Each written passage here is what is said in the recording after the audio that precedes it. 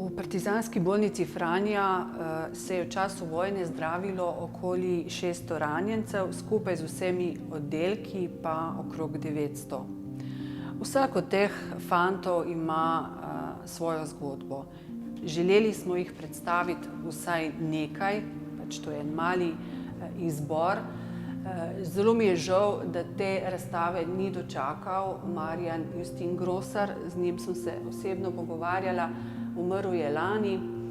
Marjan je bil kot mlad 17-leten fant mobiliziran v nemško vojsko.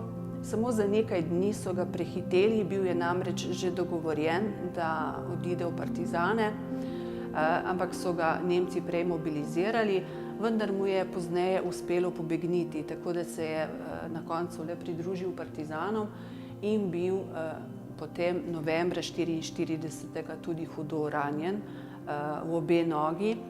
Zdravili so ga najprej v partizanski bolnici Pavla, potem v marcu 1945 pa je bil skupaj še z nekaterimi sotrpini prepeljan v partizansko bolnico Franjo.